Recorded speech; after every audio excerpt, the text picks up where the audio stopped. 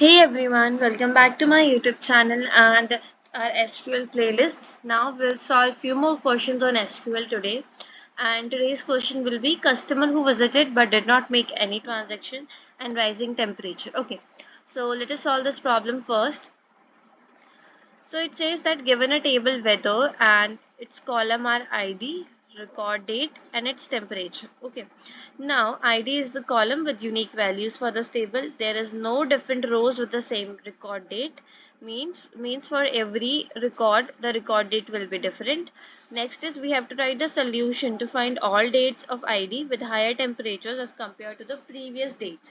Means we have to compare the temperature of our current day to the previous day, and if it is greater then I will return its ID as my answer, and I can return the result in any particular order. As here you can see, if I check the temperature of second with first, then my temperature of second is greater, that's why 2 is as output.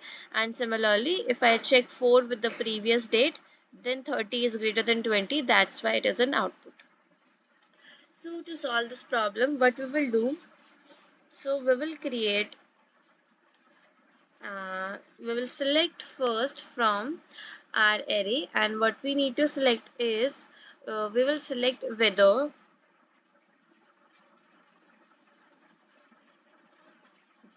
dot my id from weather. Okay, now here I need to calculate the difference between two dates. For that I need to get two records at a time. So what I will do, I will create two tables, let's say like weather w1 comma weather w2. Now here I will add a where clause in which I will calculate the date difference. This is the function in SQL which allow us to calculate the difference between two dates, and here I will pass my w1 dot record date comma w2 dot record date. Okay, now after passing the record date, its difference should be equals to 1 because we are checking the current day with the previous day.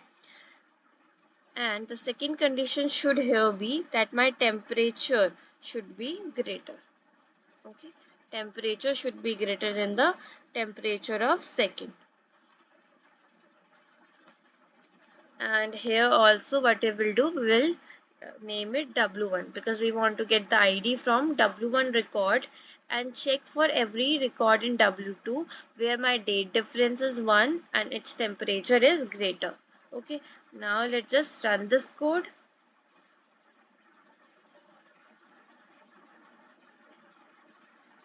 So as you can see, it is accepted and we can submit this to test for other test cases also.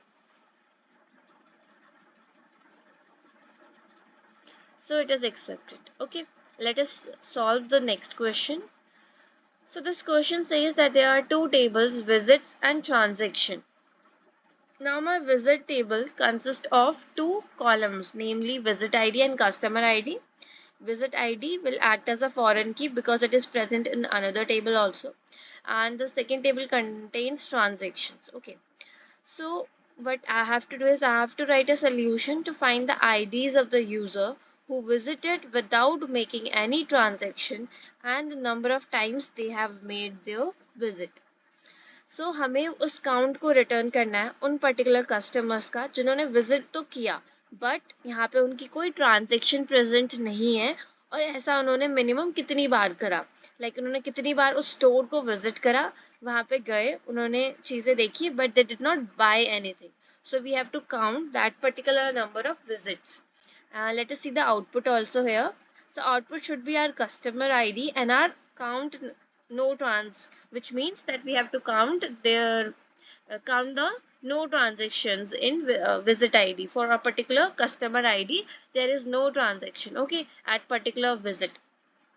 So for this also we need to write the select query only, and we will use left join to solve this problem. So first we'll take v dot customer ID. This is my first. Then second I need the count. So I will say count my v dot visit ID, and it will be given as count no trans at as its column name is different. So we will use alias here to change the column name. And second, from table visits, let's say V, and left, we will add a left join transactions. Let's add table name directly from here. So it will become transactions, and for visits our V is capital. So it is case sensitive. So we have to write correctly the names of our tables. Let's give it a name as T. Here V and T act as aliases to table names because it becomes small and we can easily write them. On V dot visit id equals to T dot visit id, as it is present in both the tables, and my condition here is where my T dot transaction id is null. There is no such record present in my second table, and group by customer id. Okay, as we do not need multiple records of same customer, so we will add the group by clause. It will give one record for a particular customer and v dot customer id. Okay, so here what we are doing is we are selecting those records and we are using left to join because I need the records from my customer ID for every particular customer whose transaction is not made. So we need our left table to be complete. That's why we are using left join. Okay, now our condition here is on visit ID because both the tables have only one column in common, that is visit ID. Where visit ID is same but my transaction ID is null, which means there is no transaction for that particular visit, and I will return the count of those many visits the particular customer have made.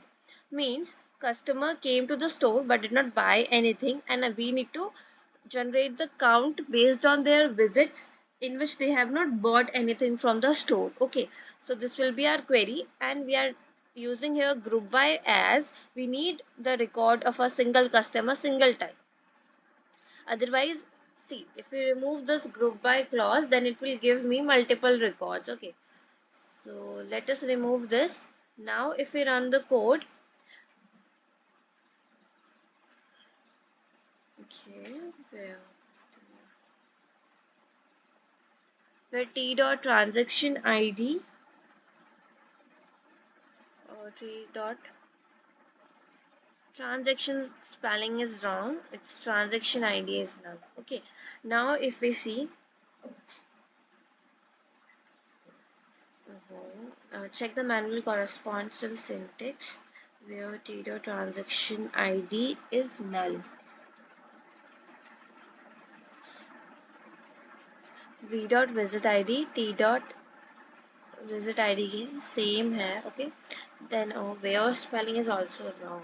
Okay, where. Now let us run this.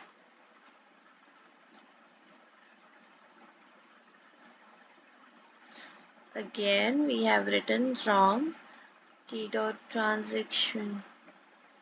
Let's just copy this and paste it here, and it is present in my second table transactions only now. So v dot visit transactions T. Okay, let us run now. So as you can see that its output is 30 and 4. It is returning for the sum for the single customer only. Okay, so that's why we will add here our group by clause so that it groups the like same customers together and return for every customer present in my table. Okay, so now let us run this code. So it is accepted and we can submit this also.